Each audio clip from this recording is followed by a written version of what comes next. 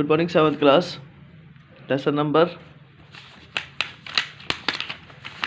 10, Science, page number 117. Breathing under water. पानी के अंदर सांस लेना. Can we breathe and survive in water?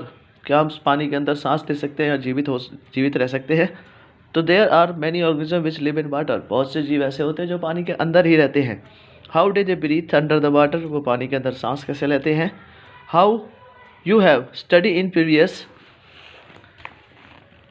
Chapter class gills in fish help to the use oxygen dissolved in water. हमने पिछली कक्षा के अध्याय में पढ़ा था कि गिल्स जो फिश के पास होती हैं हेल्प देम उनको मदद करती हैं यूज टू ऑक्सीजन का इस्तेमाल करने पर डिस्पोल इन वाटर जो पानी में घुली हुई होती है. पानी के अंदर जो पानी क्या है, ऑक्सीजन और हाइड्रोजन दोनों का मिश्रण है, तो उसमें ऑक्सीजन की भी मात्रा होती है और हाइड्रोजन की भी मात्रा होती है. तो ये मछली के जो गिल्स होते हैं उस पानी में से ऑक्सीजन को अंदर सोख लेते हैं और हाइड्रोजन को नहीं सोख पाते हैं, इसलिए वो ऑक्सीजन लेकर जिंदा रह पाती है. Gills are projection of the skin. How many wonder how gills help in breathing? Gills are well supplied with blood vessel of exchange of gases.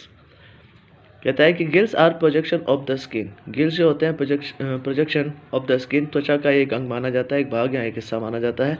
Gills are well supplied with blood vessels. Gills जो होते हैं well supplied, परावर्तित करते हैं with blood vessels, खून की रंध्रिकाओं को, और एक्सचेंज ऑफ गैसेस, गैसों के परावर्तन के लिए. Do plant also respires? तो लाइक द लिविंग ऑर्गेनिज्म, जीव जंतुओं की तरह plant also respire for their survive. You can have learn previous classes. पौधे भी अपने जीवन जीने के लिए श्वसन क्रिया करते हैं, ये हम पिछली कक्षा में पढ़ चुके हैं. They also take in oxygen from in the air and to give out carbon dioxide. They also take in oxygen from the air and give out carbon dioxide. In the cells oxygen is use to break down glucose. इन कोशिकाओं में oxygen का इस्तेमाल break down glucose को तोड़ने के लिए किया जाता है into carbon dioxide and water, पानी और कार्बन डाइऑक्साइड के अंदर. As in the other organism, दूसरे जीवाणुओं में.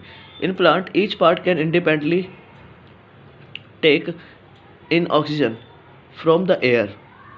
कहते हैं ईच पार्ट कैन इंडिपेंडेंटली, पौधे का हर भाग स्वतंत्र होता है take in oxygen from the air, हवा से ऑक्सीजन लेने के लिए, and give out carbon dioxide देने के लिए. You have already learn chapter first के leave of the plant have tiny pores of called stomata.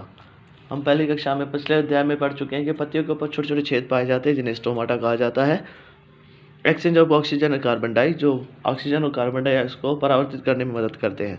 Like all other living cell of plant, the root cell also need oxygen to generate energy. Like all other living cells, दूसरी जीवित कोशिकाओं की तरह of the plant, पौधे की, the root cells, root की जो कोशिकाएं होती हैं, also need oxygen to generate energy, उनको भी ऑक्सीजन की आवश्यकता होती है ऊष्मा को या ताकत को प्राप्त करने के लिए. Root take up air from the air space present between the soil particles.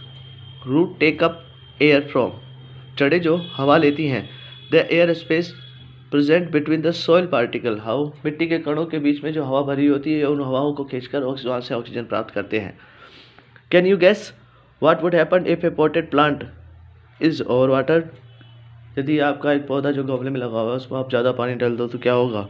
In this chapter learn the respiration in a vital biological process. इस अध्याय के अंदर यू लर्न, आप सीखोगे दैट की रिस्पायरेशन, श्वसन क्रिया जो है, is a vital biological process. All living organisms need to respire to yet get the energy need for their survival. जितने भी जीव जंतु होते हैं need to respire, आवश्यकता होती है श्वसन क्रिया की, to get energy, ऊष्मा को प्राप्त करने के लिए, needed for their survival, जो उनके जीवन जीने के लिए जरूरी होता है. यह था आपका पेज नंबर 117.